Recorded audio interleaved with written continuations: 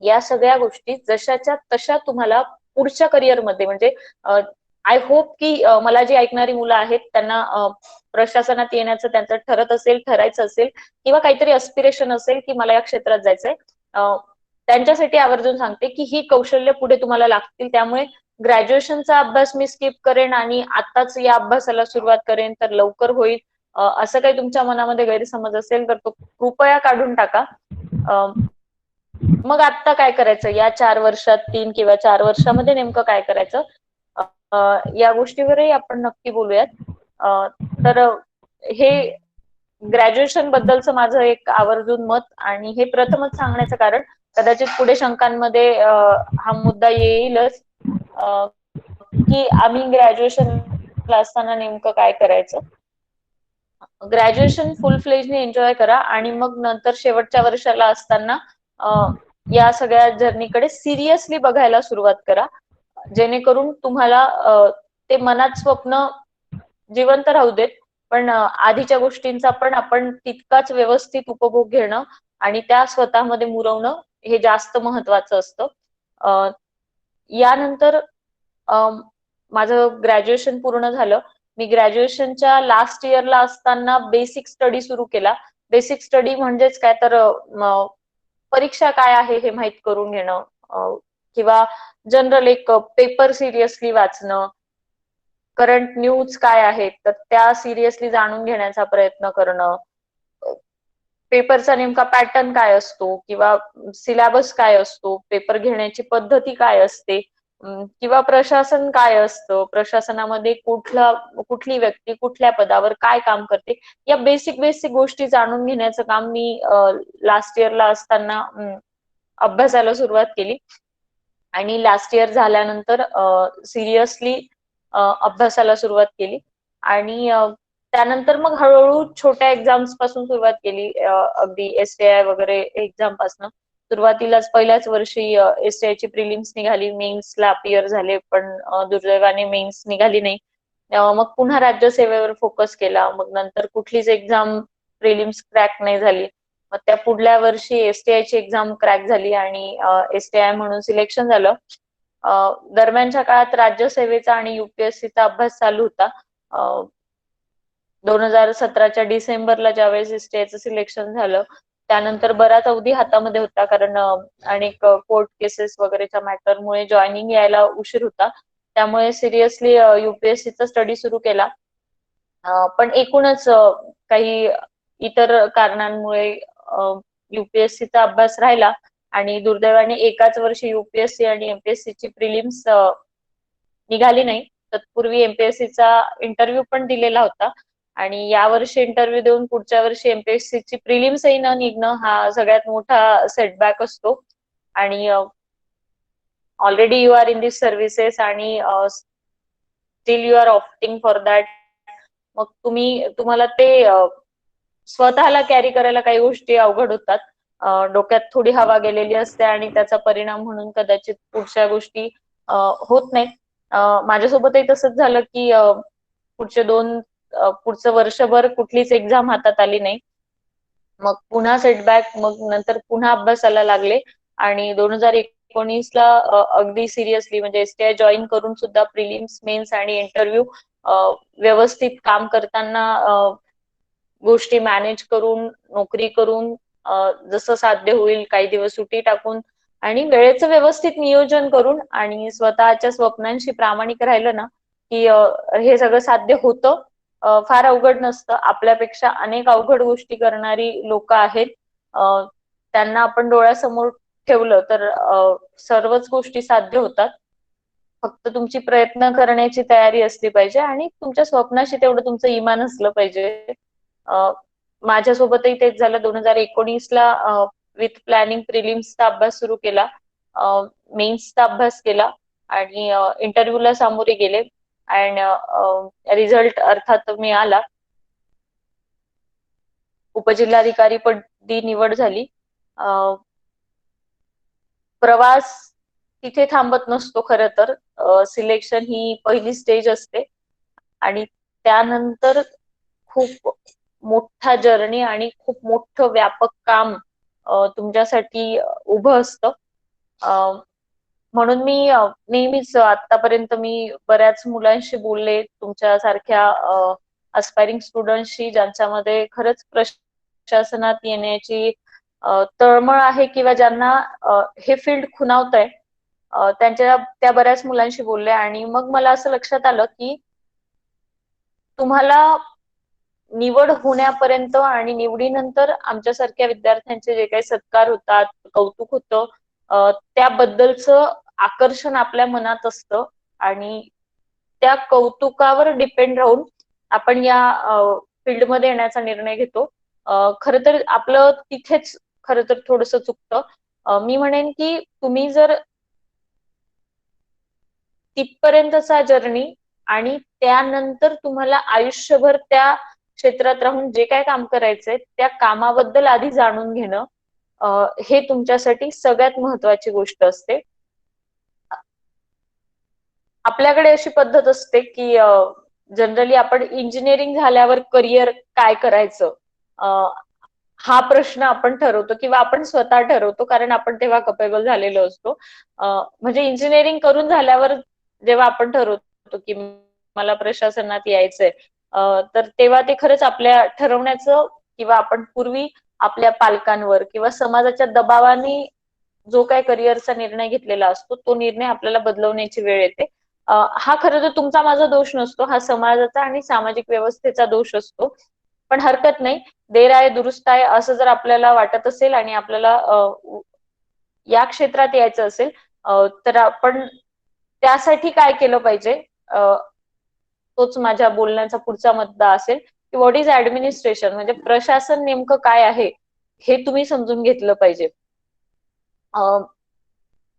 मी अगदी बेसिक गोष्टींपासून सांगेन, माहित नाही मला तुम्हाला त्या गोष्टी सांगणं योग्य आहे की नाही, किंवा तुम्हाला कदाचित त्या गोष्टी माहीत असाव्यात, पण आपण सर्वांचाच विचार करून हा मुद्दा बोलूयात की प्रशासन म्हणजे काय.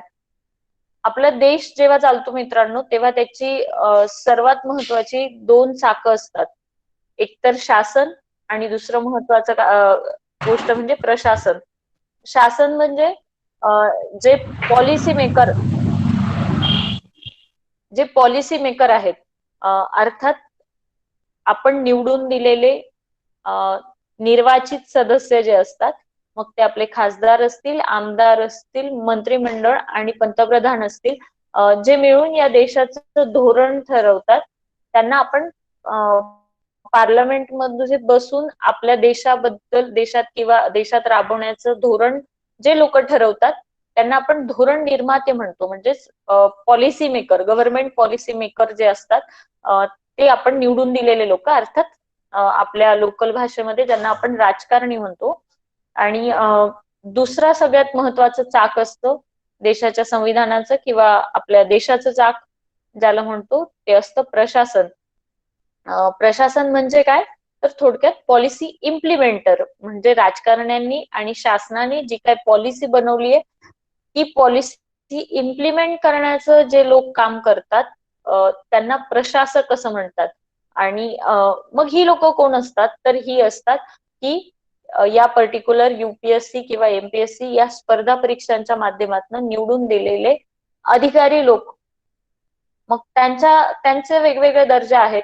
तर मग या लोकांचं काम काय आहे, तर पॉलिसी मेकर्सनी जी विधानसभेत किंवा लोकसभेत बसून जे आपल्यासाठी पॉलिसी बनवली आहे ती तळागाळातल्या लोकांपर्यंत पोहोचवण्याचं काम हे प्रशासन करत असतं आणि प्रशासक करत असतात, ज्यांना आपण ऍडमिनिस्ट्रेटर असं इंग्लिशमध्ये म्हणतो. आणि ज्याप्रमाणे दोन प्रकारचे शासक असतात, केंद्रीय स्तरावर आणि दुसरे असतात राज्य स्तरावर, त्याप्रमाणे प्रशासकही दोन स्तरावर असतात. एक केंद्रीय स्तरावर असतात ज्यांची निवड युनियन पब्लिक सर्व्हिस कमिशन म्हणजेच केंद्रीय लोकसेवा आयोग, हा केंद्र स्तरावरचा आयोग त्यांची निवड करत असतो. आणि ज्याप्रमाणे विधानसभा असते राज्य स्तरावर, त्याप्रमाणे राज्य स्तरावर काम करणारे सुद्धा प्रशासक असतात, ज्यांची निवड करतं एमपीएससी, अर्थात महाराष्ट्र पब्लिक सर्व्हिस कमिशन, राज्य लोकसेवा आयोग. आणि यातून पुन्हा क्लास 1 क्लास 2 हे ऑफिसर्स निवडले जातात MPSC-तून. आय होप तुम्हाला एक बेसिक फ्रेम क्लिअर झाली असेल. मग या लोकांमधून किंवा मला वाटतं UPSC बद्दल तुम्हाला बरंच बेसिक इंट्रोडक्शन आधीच्या गाईडनी सांगितलं असेल.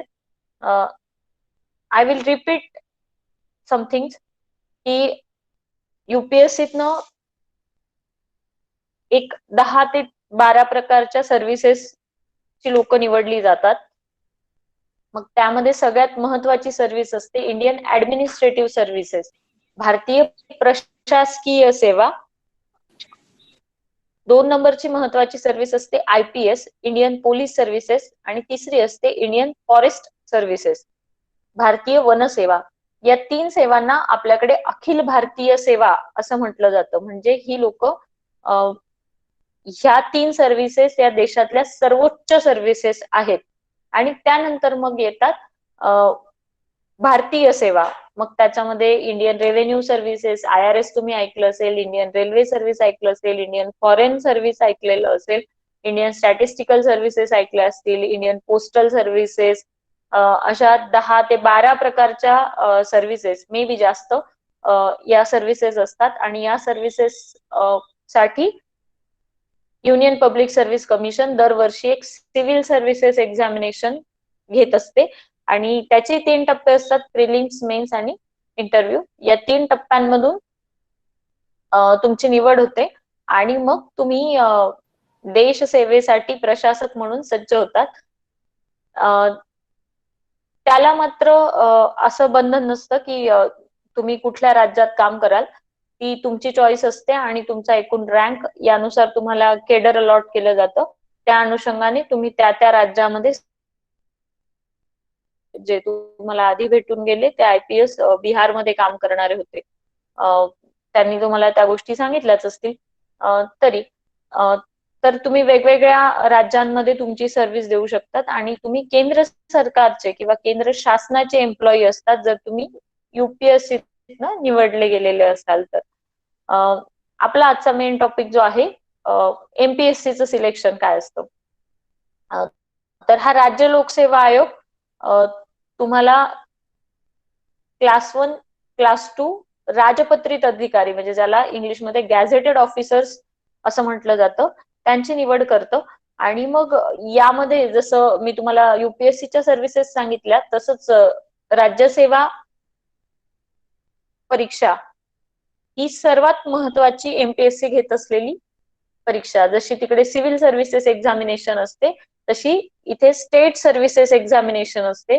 याचेही 3 टप्पे असतात, प्रिलिम्स, मेन्स आणि इंटरव्ह्यू. या परीक्षेतून निवडले जाणारे अधिकारी हे गॅझेटेड ऑफिसर्स असतात, अर्थात राजपत्रित अधिकारी असतात. आणि त्यांचा दर्जा हा क्लास 1 आणि क्लास 2 चा असतो. मग हे अधिकारी कुठले असतात, जे तुम्ही खर तर हे सर्वच अधिकारी तुमच्या माझ्या दररोजच्या जगण्याशी संबंधित असतात. त्यातलं सर्वोच्च पद आहे, सर्वोच्च 2 पद, एक तर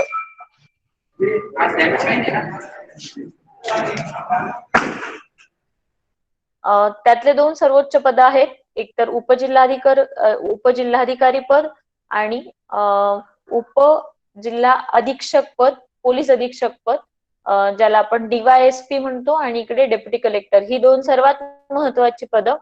आणि याबरोबरच अनेक 14 ते 15 प्रकारची पदं आणि त्या पदांसाठीचे अधिकारी या राज्यसेवेच्या परीक्षेतून निवडले जातात.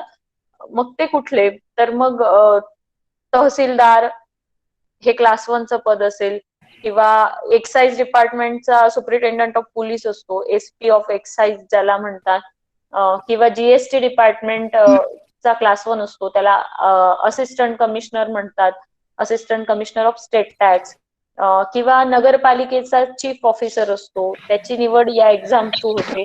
असे सर्व डिपार्टमेंटचे जे क्लास 1 ऑफिसर्स असतात ते या एक्झाम थ्रू निवडले जातात. आणि क्लास 2 ऑफिसर कुठले असतात, मग तुमच्या छोट्या नगर परिषदांचा CO जो असतो तो क्लास 2 असतो. नायब तहसीलदार असतात, तर ते या पदावरनं निवडले जातात. उपशिक्षणाधिकारीचं पद या एक्झाम थ्रू निवडलं जातं. किंवा लँड रेकॉर्ड चा ऑफिसर असेल, असिस्टंट रजिस्ट्रार असेल, असिस्टंट बीडीओ असेल, तर अशा विविध पदांची निवड या परीक्षेच्या माध्यमातून होत असते. आणि मग ही लोक काय काम करतात? मला वाटतं तुम्ही बरेच लोक तुमच्या तहसील कार्यालयात किंवा प्रांत कार्यालयामध्ये तुमच्या कागदपत्रांच्या कामासाठी गेले असाल. आणि जर तुम्हाला या क्षेत्रात येण्याची इच्छा असेल तर मी म्हणेन की या सगळ्या प्रवासाला सुरुवात करण्यापूर्वी एकदा तरी प्रांत ऑफिसला भेट द्या, तहसील कार्यालयाला भेट द्या. स्वतःच एक तरी कागदपत्र जाऊन स्वतः काढा, मग ते ऍफिडेव्हिट का असे ना, स्वतः जाऊन करा.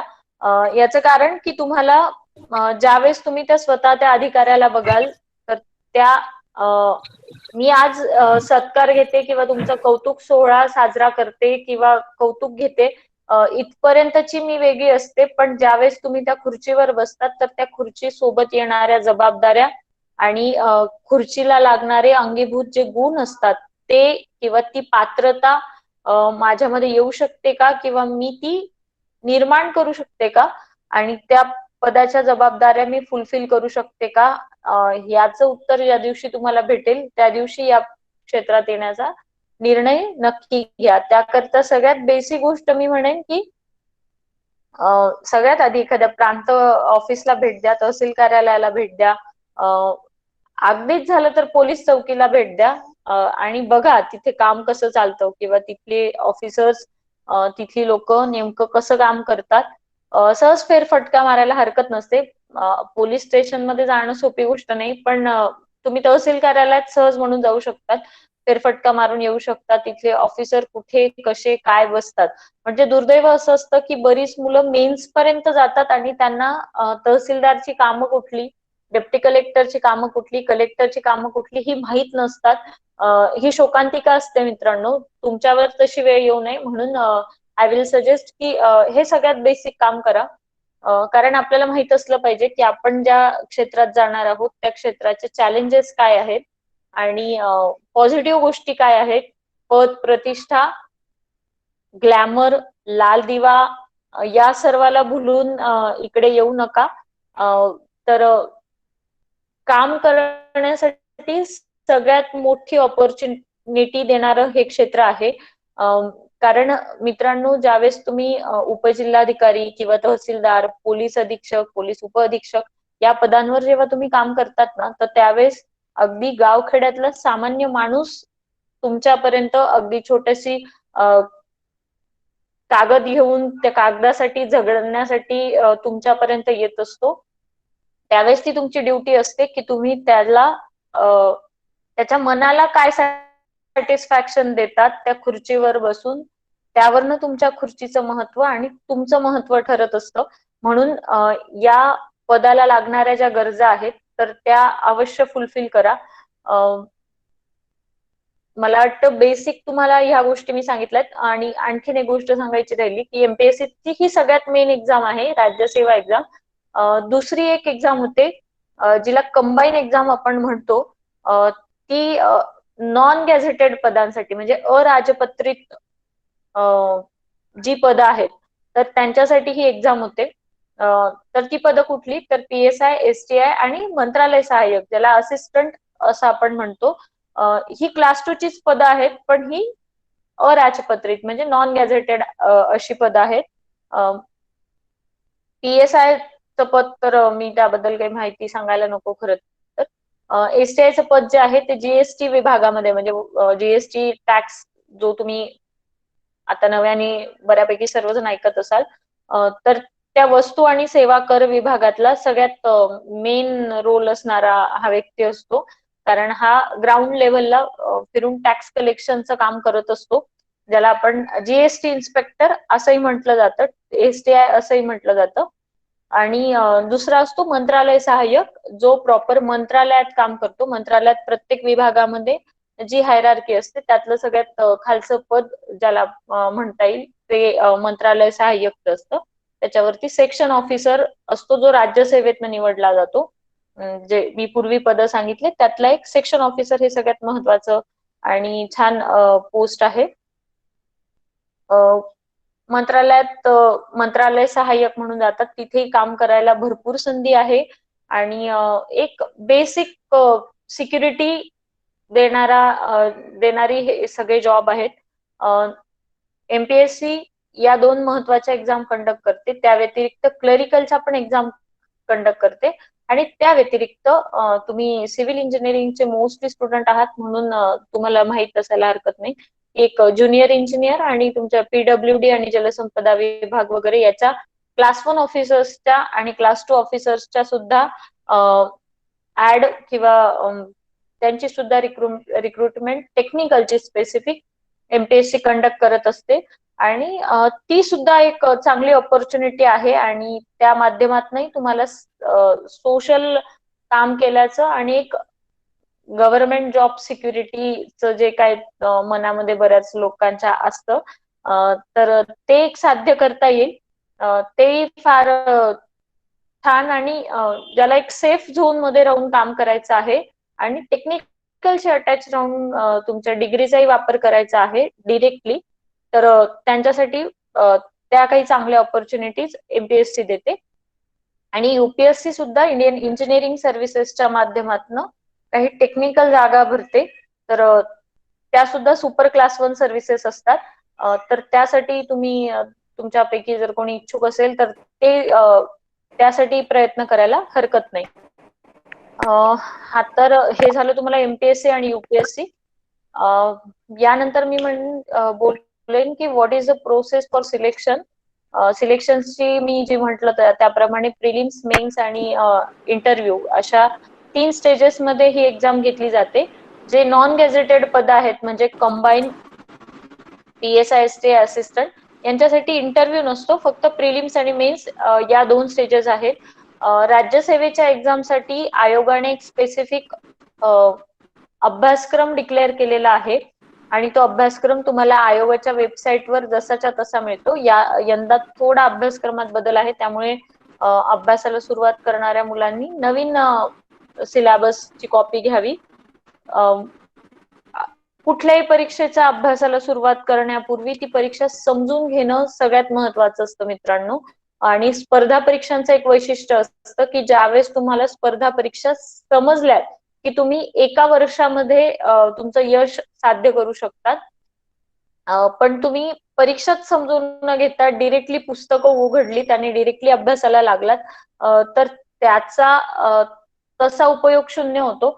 त्यामुळे आय विल सजेस्ट की सर्वात प्रथम तुमचं काम काय आहे, जर तुम्ही अभ्यासाला लागण्याचं फायनल केलं असेल आणि तुमचा या क्षेत्रात येण्याचा निर्णय पक्का झाला असेल, तर तुमचं सगळ्यात पहिली ड्युटी ही आहे की आयोगाच्या वेबसाईटवरून त्या पर्टिक्युलर परीक्षेचा सिलेबस काढणं आणि जुन्या क्वेश्चन पेपर काढणं आणि सिलेबस क्वेश्चन पेपरचं प्रॉपर अनालिसिस करणं की सिलेबस मध्ये कुठला मुद्दा दिलेला आहे आणि त्या अनुषंगाने त्यांनी प्रश्नपत्रिकेमध्ये कुठल्या प्रकारचा आणि कसा प्रश्न विचारलेला आहे, या सगळ्याचं तुम्ही अनालिसिस केलं आणि मग पुस्तकं हातात घेतली तर तुम्हाला कळतं की नेमकं मला या पुस्तकातनं काय वाचायचं आहे.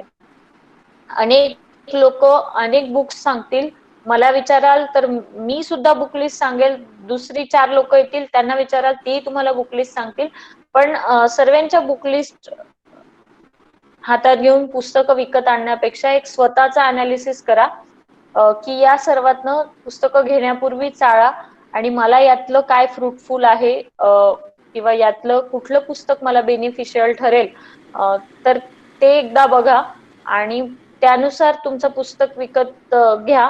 पुस्तक विकत घेतल्यावर अगदी अभ्यासाच्या मेथड्स तुम्हाला थोड्या बदलाव्या लागतील. आता सांगायला हरकत नाही, तुम्ही सर्वजण इंजिनियर्स आहात, आपल्याला अत्यंत वाईट सवयी असतात अभ्यासाच्या, कारण आपण पीएल्स मध्ये अभ्यास करणारी गाढवं असतो. अर्थात ती आपल्या याची मजा असते आणि ती त्या वेळची रिक्वायरमेंट असते, पण इथे येताना थोड्या सवयी बदलाव्या लागतील. स्वतःला एक पंक्च्युअलिटी क्रिएट करावी लागेल स्वतःसाठी. खाण्याच्या झोपेच्या सवयी थोड्या बदलाव्या लागतील.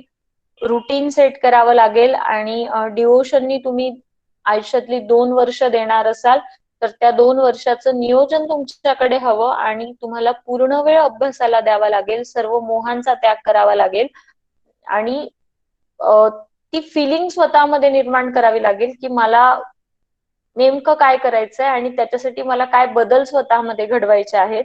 आणि हा प्रवास असा असतो ना मित्रांनो, की तुम्ही ज्यावेळेस ही पुस्तकं वाचत असतात, या परीक्षांना सामोरे जातात, तर त्यावेळेस तुम्ही कालच्या पेक्षा उद्याचे तुम्ही बऱ्यापैकी वेगळे असतात. तुम्हाला स्वतःमध्ये ते बदल अनुभवायला मिळतात. त्यामुळे अभ्यास करताना एक काळजी घ्या, की आपल्याला तुम्हाला फार गोष्टी सांगायची गरज नाही. रेफरन्स बुक वाचायची तुम्हाला सवय असते. आपण रेफरन्स बुक मधला स्वतःला सिलेबस मध्ये असलेलाच मुद्दा वाचावा, हा खरं तर नियम असतो किंवा तेवढंच उपयोगाचं असतं. तुम्ही पहिल्या पानापासून शेवटच्या पानापर्यंत पुस्तक संपवायला निघालात तर अभ्यास केल्याचा फील येतो, पण खरं तर अभ्यास होत नाही. ऍक्च्युली त्यातनं फार कमी आउटपुट येतं. त्यामुळे ही एक काळजी अवश्य घ्या की मी काय वाचतोय याच्यापेक्षा मला त्यातनं म्हणजे किती वाचून संपवतोय याच्यापेक्षा मी वाचण्यातनं मला नेमकं प्रश्न सोडवता येत आहेत का, किंवा मला जे मी नॉलेज गोळा केलं त्यातनं मला आउटपुट मिळतंय का मार्कांच्या स्वरूपामध्ये, किंवा मला प्रश्न अटेम्प्ट करता येतोय का, या सगळ्या गोष्टींचं कौशल्य निर्माण करावं लागेल आणि त्यातनं खरं तर यश साध्य होईल. आणखीन काही गोष्टी अशा आहे की अभ्यास करताना पाळायची पथ्य आहेत किंवा या या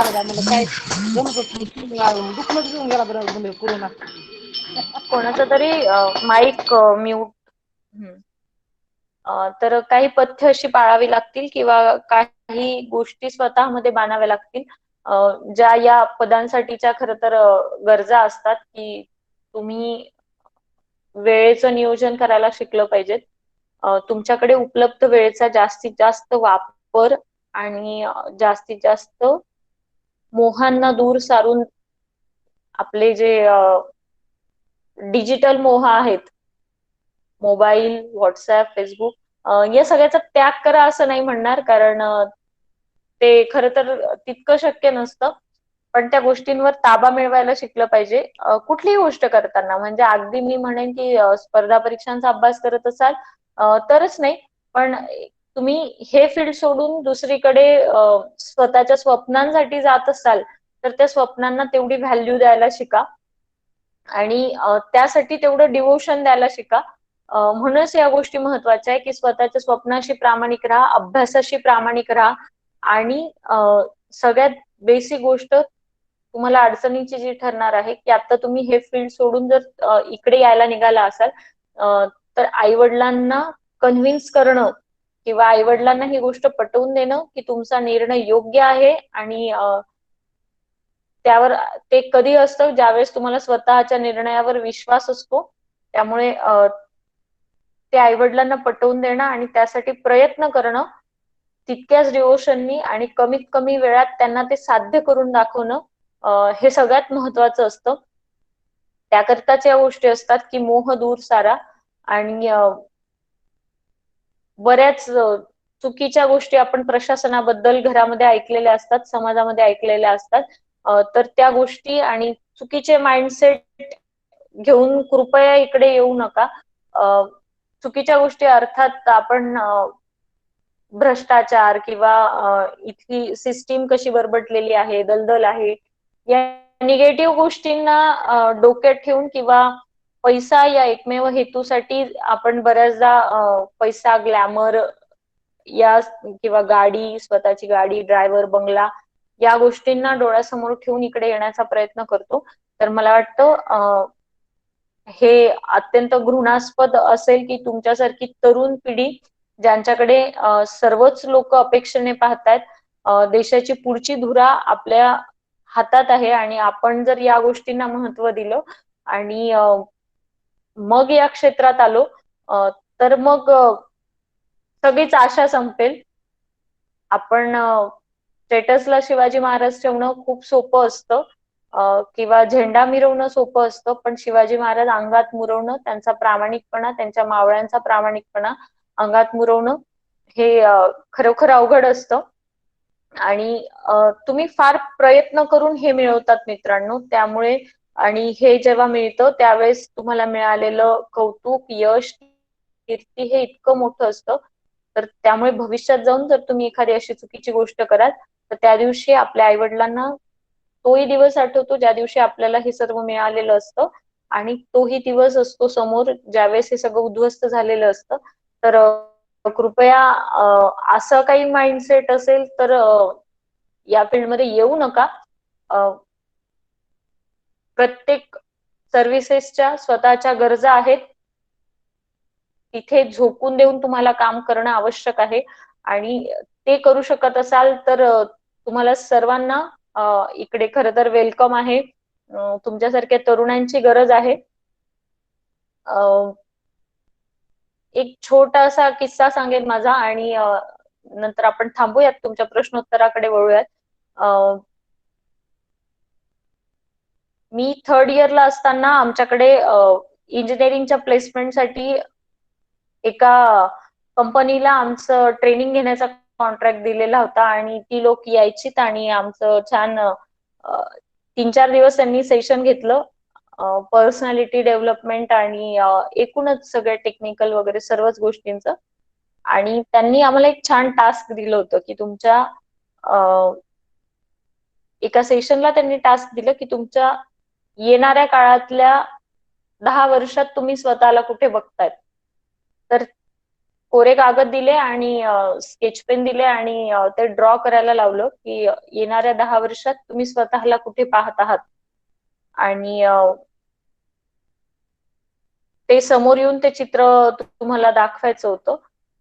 आणि मुलांनी खरंच खूप सुंदर सुंदर चित्र काढलीत, आणि बऱ्याच मुलांनी BMW, मर्सिडीज, इन्फोसिसचं चित्र, अगदी म्हणजे ज्याच्या त्याच्या स्वप्नांनुसार सर्वांनी चित्र काढली. त्यावेळेस मी असंच एक चित्र काढलं होतं, गाडी, दिवा. एकूणच लिखाणाची आवड होती, स्वतःचं पुस्तक माझं पब्लिश झालंय असं एक छानसं चित्र काढलं होतं. ते टेक्निकली स्पीकिंग ती गोष्ट आज शक्य झाली आहे असं म्हणता येईल, किंवा ते स्वप्न पूर्ण झालं आहे, किंवा त्या स्वप्नातल्या 10 वर्षातली पुढच्या 10 वर्षातली मी तर ती कदाचित आज त्या पोस्टला किंवा त्या पदावर आलेली आहे. पण या ही गोष्ट सांगण्याचे 2 उद्देश होते की एकतर तुम्ही ठरवलं तर ते पूर्ण होऊ शकतं. आणि माझ्या बरोबरची जी काही स्टुडंट होती ते चित्र रेखाटणारी, ती सुद्धा त्यांनी ती स्वप्न पूर्ण केली. ज्या क्षेत्रात गेलो त्या क्षेत्रामध्ये आमचं 100% डिव्होशन देऊन, म्हणजे ज्या काही आमच्या 4-5 लोकांचं त्यांनी कौतुक केलं होतं की यांनी स्पेसिफिक स्वप्नांचं चित्र काढलेलं होतं, तर त्यातली आम्ही जवळपास म्हणजे माझ्यापेक्षा आणखीन जास्त काम चांगल्या पदांवर गेलेली मुलं आहेत. आणि त्यांनी खरोखर जे स्वप्नाचं चित्र काढलं होतं ते आज त्यांनी पूर्ण केलंय, आणि ते त्यात रममान आहेत. म्हणून 2 गोष्टींसाठी हे सांगितलं. एक तर जे ठरवलंय ते करण्यासाठी पूर्ण तुमचं डिवोशन द्या, आणि सगळ्यात महत्वाची कसोटी ही ठेवा मित्रांनो की मी जो काय रस्ता निवडलाय तर त्याच्यामध्ये लाईफ लॉंग सॅटिस्फाय राहू शकेन का, किंवा मला at the end of my life ते सॅटिस्फॅक्शन राहील का की मी हे क्षेत्र निवडलेलं आहे आणि मी होतो, आणि त्या क्षेत्रामध्ये मी समाधानीपणे आणि आई वडिलांच्या समाधानासाठी, माझ्या समाधानासाठी आणि एकूणच समाजाच्या समाधानासाठी मी काम करू शकले तर ते सॅटिस्फॅक्शन सगळ्यात महत्वाचं असतं.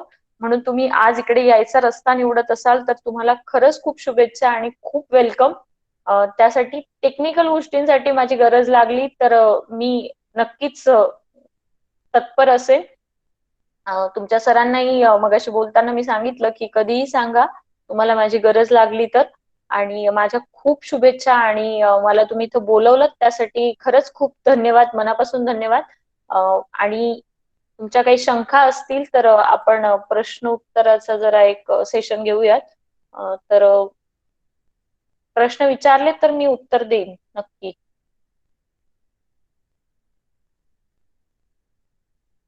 तत्पूर्वी मी पांडे सर आणि एकूणच मॅम चॅट बॉक्स मध्ये काहीतरी आलेले आहेत.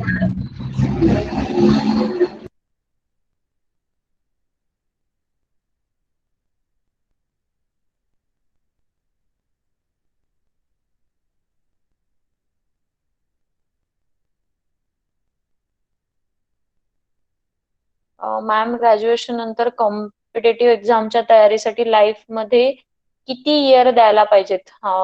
छान प्रश्न आहे खरं तर. मी म्हणेन की ते यासाठीच सांगितलं की एक्झाम समजून घेणं हे महत्वाचं आहे. एक्झाम समजून घेतली तर तुम्ही एकूण 2 वर्षाच्या कालावधीमध्ये हे सर्व साध्य करू शकतात. पण एकूण किती वर्ष द्यायची तर ते अगदी पर्सनली किंवा ते खूप व्यक्तिसापेक्ष आहे. कारण की तुम्हाला जर तुमचा एक प्रगतीचा आलेख दिसत असेल की माझी प्रिलिम्स निघते, मेन्स निघते आणि थोड्या मार्कांनी मी परत येतोय किंवा येते, तर प्रयत्न करायला हरकत नसते. पण तुम्ही ब्लाइंडली जर 3-4 वर्ष अभ्यास करतायत आणि फारसा आउटपुट येत नाही, तुम्हाला अजूनही एक्झाम समजत नाहीये किंवा तुमच्यासाठी हे फील्ड नाहीये हे जेव्हा कळतंय, तर त्यावेळेस बॅकआउट करायला हरकत नसते. स्पेसिफिक मी सांगणार नाही की किती वर्ष द्यावी, पण स्वतःचा अनालिसिस प्रत्येक वेळेस करत राहा की मला जर खरंच त्यात इंटरेस्ट क्रिएट होत असेल आणि होप्स असतील की माझ्या एक्झाम्स निघतायत आणि मला पुढे आशा आहे की मी थोडं पुश केलं आणि मी मिळवू शकेन, तर तुम्हाला कंटिन्यू करायला हरकत नाही एक 4-5 वर्ष. पण प्लॅन बी ची थोडी तयारी ठेवायला हरकत नाही.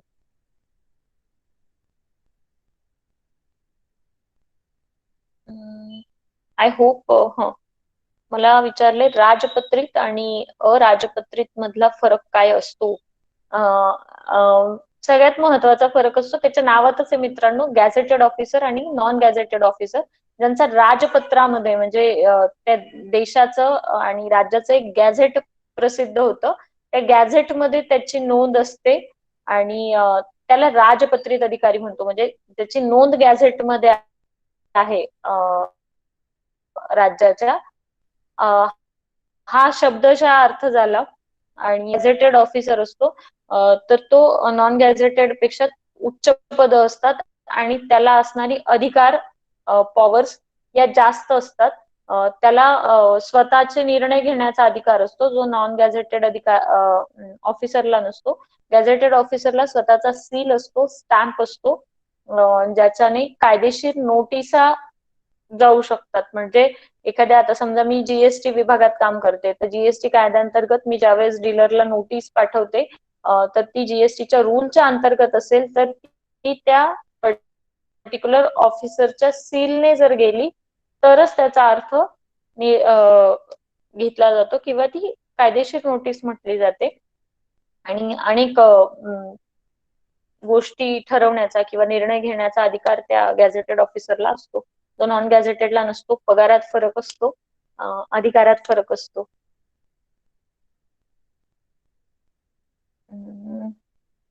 दिवसातून तुम्ही किती वेळ दिला एमपीएससी साठी? इंजिनिअरिंग झाल्यानंतर मी पूर्ण वेळ अभ्यास करत होते, त्यामुळे ऑलमोस्ट 10 ते 12 तास मी करत होते.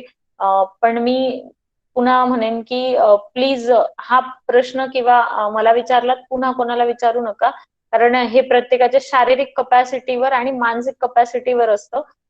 तुम्ही 15 तास बसलात आणि त्यातलं 2च तास तुमचं मन ठिकाण्यावर असेल किंवा पुस्तकात असेल तर त्या 15 तास बसण्याचा तसा काही उपयोग नसतो. त्यामुळे तुमचं मन जितका वेळ स्थिर राहील आणि तुम्ही दिवसाकाठी जे काही वाचायचं ठरवलेलं आहे ते जर तुमचं 3 तासात पूर्ण होत असेल आणि त्यासाठी मला 6 तास लागत असेल तर मला 6 तास बसावं लागणार आहे.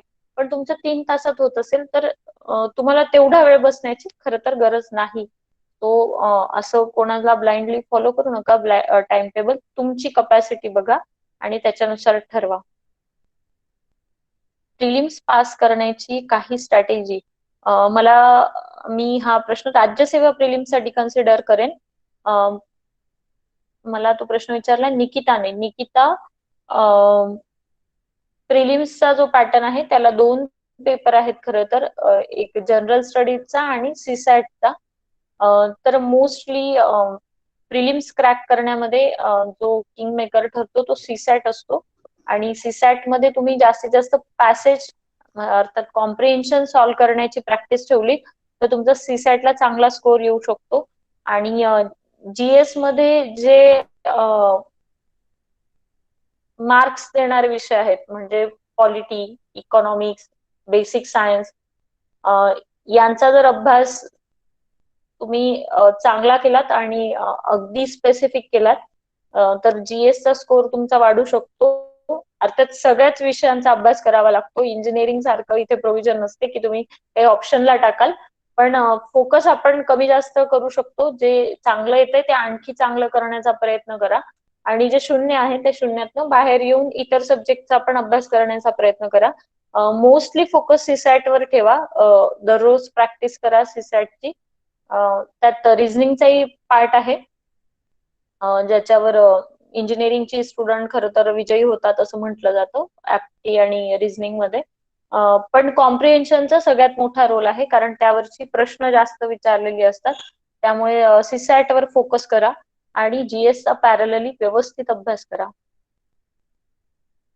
मॅम फील्ड ट्रेनिंग कशी असते बिफोर पोस्टिंग? हे संजीवनीने विचारलंय मला. तर राज्यसेवेचं एक 8 ते 10 महिन्याचं ट्रेनिंग असतं संजीवनी.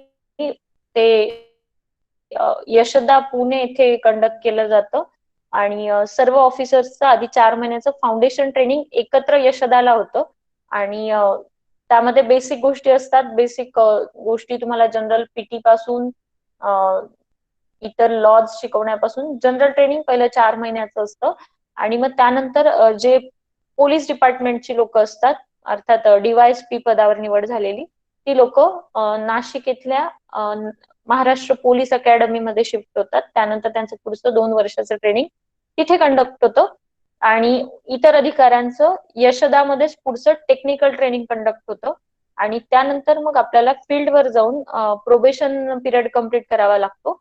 प्रोबेशन पिरियड असा असतो की जर आता माझी उपजिल्हाधिकारी पदी निवड झाली तर मला त्या खालची पोस्ट म्हणजे तहसीलदार म्हणून 6 महिने काम करावं लागेल आणि मग त्यानंतर मला ऍक्च्युअल पोस्टिंग दिली जाईल. असं प्रत्येक पदासाठी असतं.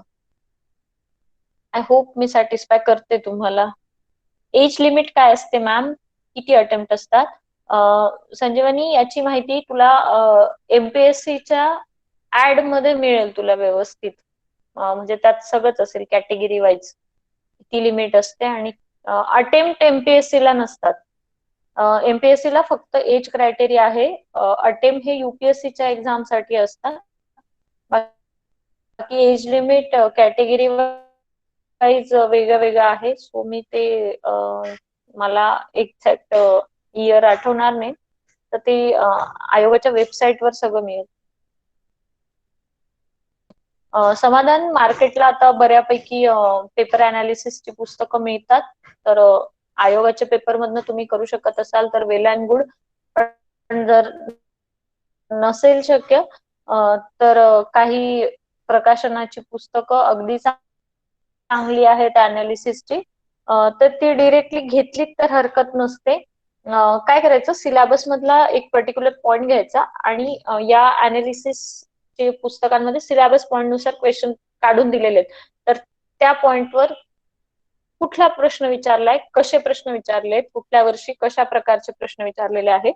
मग आता समजा जीडीपी वर प्रश्न असेल इकॉनॉमीतल्या तर ते जीडीपीच्या आकड्यावर प्रश्न विचारतात का, की जीडीपी कसा काढतात या फॉर्म्युलावर विचारतात का, किंवा जीडीपीचा फुल फॉर्म विचारतात का, किंवा जीडीपीची ग्रोथ रेट विचारतात का. तर मग जीडीपीशी संबंधित ही सगळे प्रश्न बघितल्यावर तुम्हाला काय लक्षात येईल की कुठला प्रकार आहे प्रश्नाचा. आकडा विचारला जातोय, कन्सेप्ट विचारली जाते, फुल फॉर्म विचारला जातोय की आणखी काही. तर हे एक अनालिसिस तुमचं वाचून जा फक्त. आणि वाटलंच तर साईडला नोट्स काढायला हरकत नसते अनालिसिसच्या.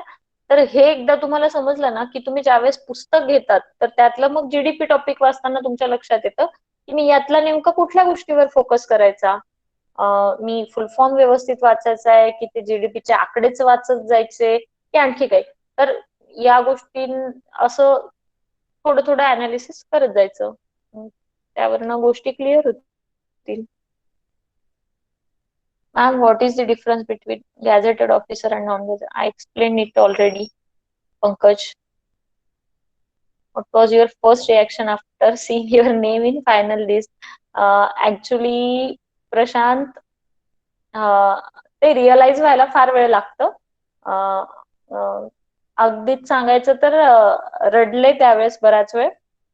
आणि मी माझ्या आई वडिलांजवळ नव्हते, रिलेटिव्हच्या घरी होते आणि दे वर सो हॅपी. आई बाबांना पहिल्यांदा कळवलं तर दे वर स्पीचलेस. त्यांना फार म्हणजे तो शॉक पचवायला खरं तर वेळ लागतो. माहित असतं, एकूण स्कोअरचा अंदाज असतो की आपल्याला हे मिळणार, पण ते जेव्हा ऍक्च्युली मिळतं त्यावेळेची फिलिंग खरंच स्वर्गीय असते आणि सुंदर असतो तो क्षण. त्यासाठी आपण हा एवढा अट्टहास करायचा असतो. मॅम, एमपीएससी आणि युपीएससीच्या सिलेबस मध्ये डिफरन्स असतो का? हो कल्याणी, सिलेबस मध्ये डिफरन्स असतो. मेन्सच्या सिलेबस मध्ये बऱ्यापैकी डिफरन्स आहे आणि प्रिलिम्सचा सिलेबस सारखा असला तरी दोघांचं पेपर, क्वेश्चन पेपर काढण्याचा प्रकार वेगळा असतो. युपीएससीचा जो पेपर असतो प्रिलिम्सचा तो मोस्टली करंट बेस असतो आणि एमपीएससीचा बऱ्यापैकी स्टॅटिक असतो. सिलेबस म्हणजे त्यांचं मेन्सचा पेपर पॅटर्न वेगळा आहे. डिस्क्रिप्टिव्ह, युपीएससीची मेन्स ही डिस्क्रिप्टिव्ह असते आणि एमपीएससीची ऑब्जेक्टिव्ह असते. तर तो एक फरक आहे त्यामुळे. आणि युपीएससीचे काही मुद्दे बरेच वेगळे आहेत. त्यात युपीएससीला एसएचा स्वतंत्र पेपर असतो, ऑप्शनलचे 2 विषय म्हणजे 1 विषय आणि 2 पेपर असतात. तसं एमपीएससीला ऑप्शनल वगैरे काही नाहीये, पण एमपीएससीला जीएस3 म्हणून एक वेगळा पेपर आहे जो युपीएससीला नाहीये. एचआरडी म्हणून एक पेपर आहे एमपीएससीला, ज्याला जीएस3 पण म्हणतात, ह्युमन रिसोर्स डेव्हलपमेंटचा एक टोटली वेगळा पेपर आहे जो युपीएससीला नाहीये. ते तुम्ही प्रॉपर सिलेबस काढलात आणि तो मॅच केलात तर तुमच्या लक्षात येईल. निखिल विचारतोय, मॅम तुम्ही कोचिंग वगैरे जॉईन केली होती का? कोचिंग केली होती, पण पूर्ण वेळ क्लास नव्हता केला. एक गायडन्स साठी मी जायचे आणि तशी गरज नसते. मी म्हणेन मी कधीच क्लास लावा या गोष्टीचं समर्थन केलेलं नाही आणि करणारही नाही. त्यासाठीच आवर्जून सांगते की तुम्ही प्रॉपर सिलेबस आणि क्वेश्चन पेपर आणि पुस्तकं व्यवस्थित चाळलीत, समजून घेतली तर तुम्ही इंजिनियर आहात. तुम्हाला फार कोच करायची गरज नाही. अभ्यास होतो, फक्त एक्झाम समजून घ्या. Please share tips to pass out interview. Pratik, मी ऑलरेडी इंटरव्ह्यूच्या टिप्स सांगितल्या. ज्यावेळेस मी सांगितलं की ग्रॅज्युएशन एन्जॉय करा आणि ग्रॅज्युएशन मध्ये भरपूर गोष्टी करण्याचा प्रयत्न करा, कारण त्या गोष्टी रिफ्लेक्ट होतात तुमच्या इंटरव्ह्यू मध्ये. मला पहिल्या इंटरव्ह्यू मध्ये ज्या गोष्टी विचारल्या गेल्या होत्या तो सगळ्यात महत्वाचा प्रश्न हाच होता की तुम्ही इंजिनिअरिंग चा वापर प्रशासनात कसा कराल, हा मोस्टली आयोगाचा आवडता प्रश्न असतो. आणि मग त्यावेळेस आपल्याला अगदी पुस्तकं आठवत नाही. खरं तर पुस्तकांचं टेक्निकल आपल्याला फार काही आठवत नाही, कारण मध्ये बरंच पाणी वाहून गेलेलं असतं पुलाखालनं. तर त्यावेळेस मग काय आठवतं आपल्याला की इंजिनिअरिंगचा वापर तुम्ही इंटरव्ह्यूत कसा कराल, किंवा सॉरी प्रशासनात कसा कराल. तर मग हेच स्किल असतात की मी इंजिनिअरिंग मध्ये टीम वर्क केलेलं आहे. इंजिनिअरिंगचं बेसिक गोष्ट म्हणजे आता आम्ही कम्प्युटर इंजिनियर एखादा प्रोजेक्ट करताना एक मॉडेल रेफर करतो. मग ते वॉटरफॉल मॉडेल असेल किंवा आणखी कुठले मॉडेल असेल, तर मग त्यामध्ये आपण काय करतो की रिक्वायरमेंट गॅदरिंग पासून ते अनालिसिस किंवा मग डेव्हलपमेंटची एक स्टेज असते, मग टेस्टिंगची एक स्टेज असते आणि मग डिप्लॉयमेंटची. म्हणजे आपण एक स्टेप बाय स्टेप फॉलो करतो. तर मग तिथे सांगताना आपण आपोआप सांगतो की आम्हाला या मॉडेलनुसार काम करायची सवय असते, म्हणजे एक स्टेप बाय स्टेप सगळ्या गोष्टी. तर मग त्यांचा वापर मी प्रशासनात करू शकेन. तर या बेसिक बेसिक गोष्टी असतात की तुम्ही इंटरव्ह्यू कसा द्यायचा, तर तुमची एकूण जी काय पर्सनॅलिटी असते तर ती हळूहळू ग्रो होत असते. ती एका दिवसात सडन मेन्सचा रिझल्ट लागला आणि मी आता इंटरव्ह्यू साठी प्रिपेअर होईल असं नसतं खरं तर. त्यामुळे त्यावेळेस तुम्हाला तुमच्या स्वतःची, स्वतःच्या गावाची, जिल्ह्याची, राज्याची प्रॉपर माहिती असावी, समस्या माहित असाव्यात, सोल्युशन्स वर तुमच्याकडे काहीतरी विचार केलेला असावा, तुमच्या आवडी निवडी, छंद आणि प्रशासनातले सॅम्पल प्रॉब्लेम्स ती लोक तुम्हाला देतात आणि कशी सॉल्व्ह करणार असं विचारतात. तो ते तुम्हाला मेंटेन करावा लागतो. इंटरव्ह्यूचा स्टडी पहिल्या दिवसापासून सुरू होतो, प्रिलिम्सच्या आधीपासून. अतुलने विचारले क्लासेस जॉईन करणं गरजेचं आहे का? युपीएससीच्या मेन्स साठी गायडन्स घेणं गरजेचं आहे, पण क्लास तुम्ही केलाच पाहिजे. मी आधीच सांगितलं असं काही गरजेचं नाही. पण युपीएससीचं पेपर रायटिंगचे गायडन्स साठी सिनियर्सचं किंवा एकूण अनुभवी लोकांचं मार्गदर्शन घेणं खरंच गरजेचं असतं. पेपर चेकिंग करून घेणं गरजेचं असतं. त्याच्याशिवाय तुम्हाला पुढे जाता येत नाही किंवा आपल्या चुका आपल्या लक्षात येत नाही. त्यामुळे त्यावेळेस गरज असू शकते. मॅम, घरी राहून स्टडी केल्यावरती आपण एम साध्य करू शकतो का, की क्लासेसची गरज आहे? आय थिंक मी याला उत्तर दिले आधी. आणि घरी राहून करू शकतो आपण स्टडी, फक्त प्रामाणिक राहा. मी पण घरीच, म्हणजे इंजिनिअरिंग झाल्यानंतर 4 वर्ष घरीच होते. त्यानंतर सियाकला 1 वर्ष अभ्यास केला आणि मग नंतर पुण्यात ते खरं तर ऑप्शनल साठी केले होते युपीएससी साठी. त्यामुळे घरी राहून बिनधास्त करू शकतो शुभम तू स्टडी. कॉम्पिटेटिव्ह एक्झाम साठी कोणते बुक वाचावेत? मी माझी बुक लिस्ट शेअर करेन नितीन पांडे सरांजवळ, तुम्ही ती कलेक्ट करू शकतात. एका पंकजने विचारले पृथ्वी परिक्रमा मासिक वाचू का, रीडिंग न्यूजपेपर? न्यूजपेपर वाचणं टाळू नका. न्यूजपेपर एडिटोरियल साठी जरूर वाचा. त्याच्याने तुमची मतं तयार होतात आणि सीसॅटच्या कॉम्प्रिहेन्शनला त्याची मदत होते. त्यामुळे एडिटोरियल आणि जनरल अवेअरनेस साठी पेपर वाचा आणि ऍक्च्युली करंट अफेअर्स साठी एक मॅगझिन कुठलंही रेफर करायला हरकत नसते. मग ते पृथ्वी परिक्रमा चालतंय, काही प्रॉब्लेम नाही.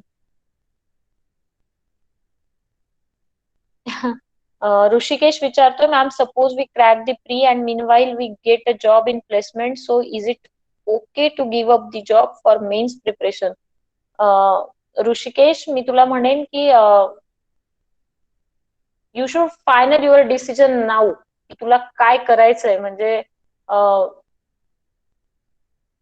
तो फ्युचरमध्ये गोंधळ होईल आणि त्यावेळी तो गोंधळ वाढून घेण्यापेक्षा तुझं जर आत्ता फायनल असेल तर पूर्ण वेळ या गोष्टीला दे, अदरवाईज यात पडू नको असं मी म्हणेन.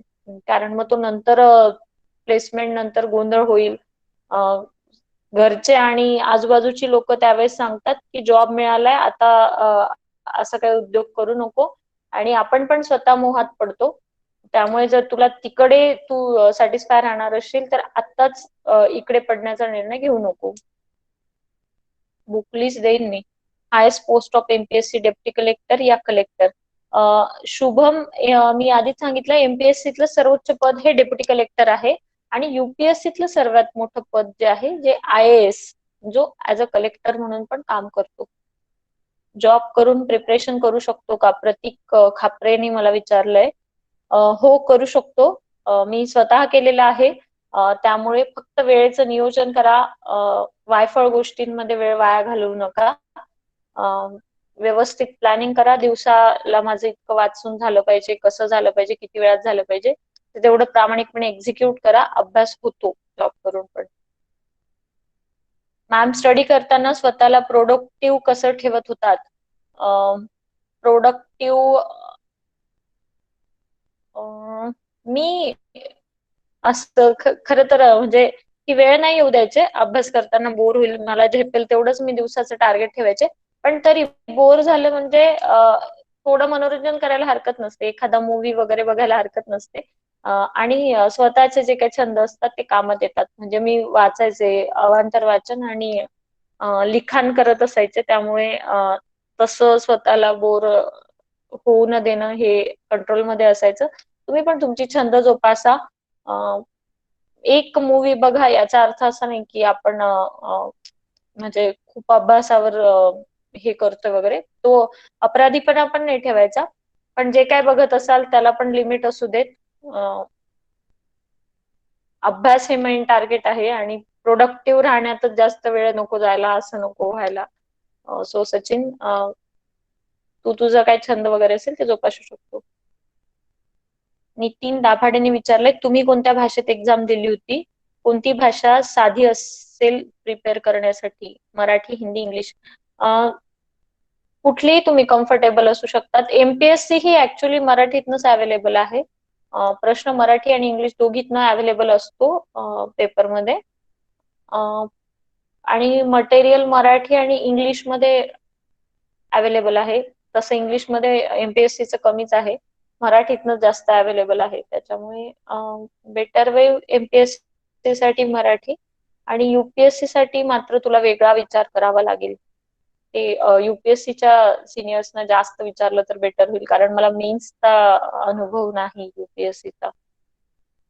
कंबाईन आणि राज्य सेवा प्रिपरेशन सोबत करू शकतो का? हो, करू शकतो. फक्त दोघांच्या एक्झाम वेगळ्या आहेत आणि एक्झामची डिमांड वेगळी आहे. म्हणजे पेपरला लागणारा वेळ आणि काही टॉपिक्स असे आहेत की ज्याच्यावर एसीआय ला फोकस आहे कंबाईनला, आणि ज्यावर फोकस राज्यसेवेचा नाहीये.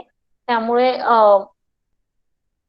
ते काळजी घ्या की तुम्ही एक्झाम समजून घ्या. हे जे मी वारंवार सांगते ना, ती एक्झामची डिमांड समजून घ्या की कंबाईनला काय डिमांड आहे, त्या 1 तासामध्ये तुम्ही नेमके किती प्रश्न सोडवले पाहिजेत, तो कट ऑफ कसा काढला पाहिजे, तिथे कुठला अभ्यास केला पाहिजे, आणि राज्यसेवेला कुठला गेला पाहिजे. वरवर विषय सारखे दिसतात, पण पेपरची डिमांड वेगळी असते, ती समजून घ्या. न्यूजपेपर रिडिंग साठी टिप्स म्हटल्यात कोमलने. तर कोमल, न्यूजपेपर वाचताना फार वेळ वाया घालवण्यात अर्थ नसतो. एडिटोरियल वाच आणि आपल्या कामाच्या न्यूज वापरा. म्हणजे कंगना रनौतने काय ट्विट केलं, त्याला अनुराग कश्यपने काय उत्तर दिलं, हे आपल्या कामाचं नाही. सो देश विदेश, आंतरराष्ट्रीय घडामोडी, सायन्सच्या क्षेत्रात काय घडतंय, खेळाच्या क्षेत्रात काय घडतंय, पारितोषिकांच्या क्षेत्रात काय घडतंय, तर चित्रपटासंबंधित बघत असाल तर कुठला कोणी ड्रेस घातला हे आपल्या कामाचं नाही, कुठल्या पार्टीला गेलो हे आपल्या कामाचं नाही. आपल्या कामाचं आहे की राष्ट्रीय पुरस्कार, चित्रपट पुरस्कार कुठल्या चित्रपटाला मिळाला, उत्कृष्ट दिग्दर्शक कुठल्या चित्रपटाला मिळाला, हे आपल्या कामाचं आहे, तेवढं घ्या. वायफळ न्यूज, अपघात, खून, दरोडे वाचण्यात वेळ घालू नका. म्हणूनच मी सजेस्ट करते की बातम्यांसाठी मॅगझिन वाचलेले कधी पण बेटर असतात करंट अफेअर्ससाठी. पेपर वाचण्यात खूप वेळ वाया घालवू नका दररोजचा. एडिटोरियल मात्र आवर्जून वाचा. मॅम, पुण्याला जाऊन प्रिपेअर करणं जास्त ऍडव्हान्टेज देणार आहे का? असं काहीही नाही उमेश. तुम्ही जिथे आहात तिथे सर्व अवेलेबल आहे आज. आणि तुम्ही नाशिक वगैरे सारख्या सिटीत असाल तर सगळी पुस्तकं, सगळं सगळं सगळं अवेलेबल आहे. त्याच्यामुळे हा डोक्यातनं गंड काढून टाका की पुण्यातच जाऊन प्रिपरेशन केलं पाहिजे. आपल्या समाजात असा गैरसमज आहे की एमपीएससी और युपीएससी करण्याची असेल तर पुणे किंवा दिल्लीला जाणं गरजेचं आहे. यावर तुमचं मत आहे? अतुल, आय थिंक मी स्पष्टच सांगितलं. असं काही नाही, जिथे आहात तिथे पण राहून तुम्ही करू शकतात. फक्त युपीएससीच्या मेन्स जर तुम्हाला करायचे असेल तर मात्र तुम्हाला काही सोर्सेससाठी, म्हणजे जसं की आता माझा ऑप्शनल होता, आहे मराठी लिटरेचर, तर त्याच्यासाठी मला माझ्या प्रॉपर गावामध्ये आणि आजूबाजूला सोर्सेस नाहीयेत किंवा मला ती पुस्तकही मिळत नव्हती, नोट्सही मिळत नव्हती. तर मला गायडन्ससाठी पुण्यात जावं लागलं, आणि तिथे मी प्रॉपर क्लास केलेला नाही, फक्त नोट्स मिळवून बाहेरून गायडन्स घेतला आणि स्वतः अभ्यास केलाय. त्यामुळे ते पण फारसं गरजेचं नसतं. फक्त पेपर चेकिंग युपीएससीचं महत्वाचं आहे. त्यासाठी जर तुम्हाला प्रॉपर सिनियर भेटत असतील तर जिथे आहात तिथे राहून अभ्यास करा. आई वडिलांचा पैसा, वेळ, स्वतःची शक्ती खर्च करू नका, ती अभ्यासात इन्व्हेस्ट करा. Geography study as I get much confusing factual question. Please share some tips. Akash, I think मी असं स्पेसिफिक सांगणं इथे चुकीचं ठरेल जॉग्राफीच्या स्टडीसाठी. फॅक्च्युअल फार गोष्टीत फार पडू नको. जॉग्राफीचे एकदा क्वेश्चन बघ. त्यांनी कन्सेप्टवर गोष्टी विचारले. जॉग्राफीचे फॅक्ट्स मला नाही वाटत काही विचारलेले आहे. कन्सेप्ट समजून घे. युट्यूबला काही मृणालचे वगैरे काही लेक्चर आहेत जे जॉग्राफीच्या कन्सेप्ट चांगल्या पद्धतीने एक्सप्लेन करतात. IAS मृणाल म्हणून. तर आधी कन्सेप्ट क्लिअरन्स ठेव आणि क्वेश्चन पेपर अनालिसिस बघ. तुला मजा येईल अभ्यास करताना जॉग्राफीची. प्रतीक, सियाक बद्दल detail information. State institute of administrative career म्हणून एक प्रोजेक्ट आहे महाराष्ट्र गव्हर्नमेंटचा. UPSC मध्ये महाराष्ट्राच्या मुलांची जास्तीत जास्त निवड व्हावी यासाठी. Excuse me.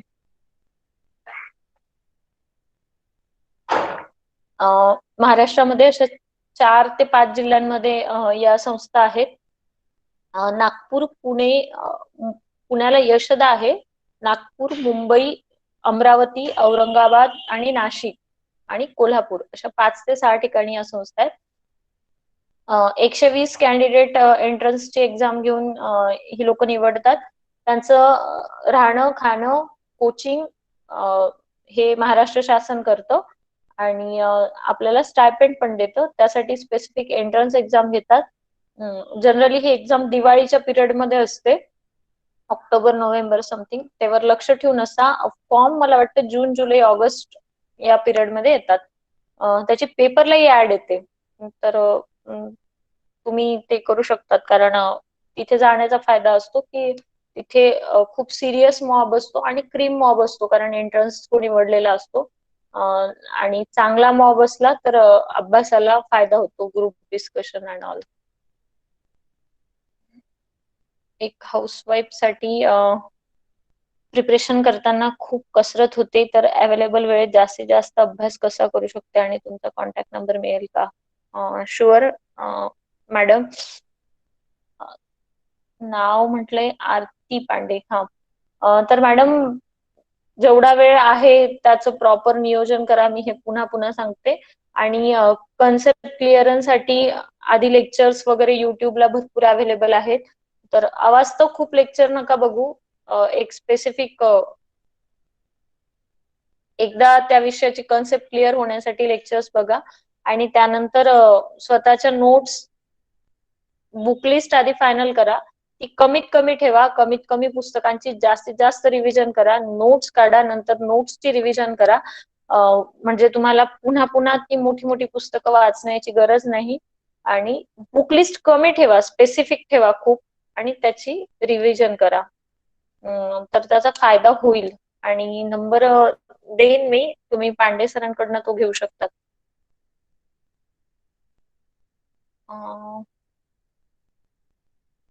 सिलेक्ट झाल्यानंतर आपल्या डिस्ट्रिक्ट मध्ये काम करता येते का, आणि आपली पोस्टिंग कोणत्या डिस्ट्रिक्ट मध्ये आहे हे कसे डिसाइड होते?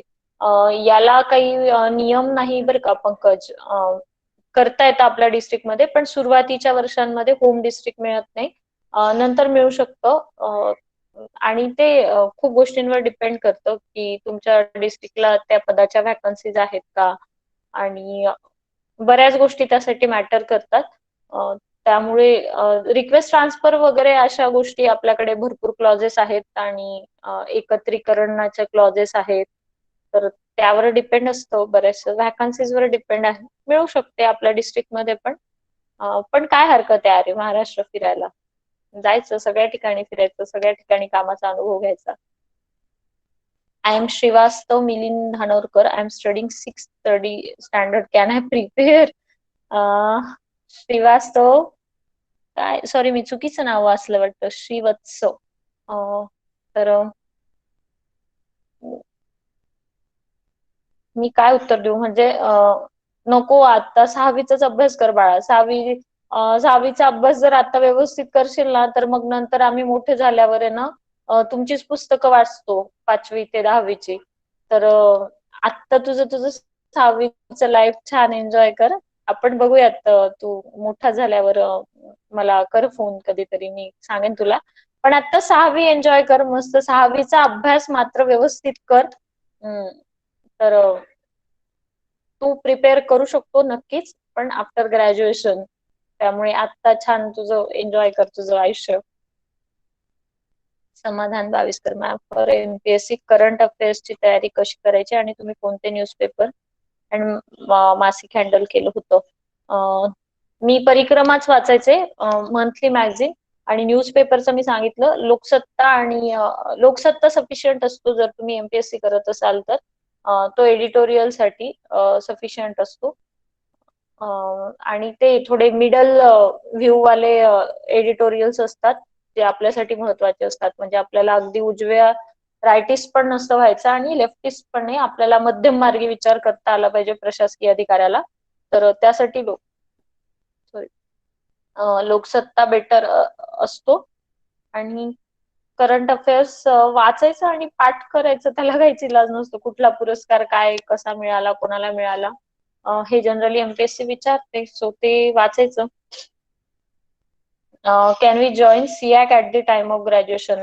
नाही, खरं तर त्याला तुमची पदवी पूर्ण हवी आणि तुम्ही नोकरी करत नसावे, ही महत्वाची अट आहे सियाक साठी. ग्रॅज्युएशन पूर्ण झाल्यावर तुम्ही अप्लाय करू शकतात. एमपीएससीचा अभ्यास चालू करताना दुसरा ऑप्शन रेडी ठेवणं गरजेचं आहे का मॅडम? हो ऋषिकेश, गरजेचं आहे.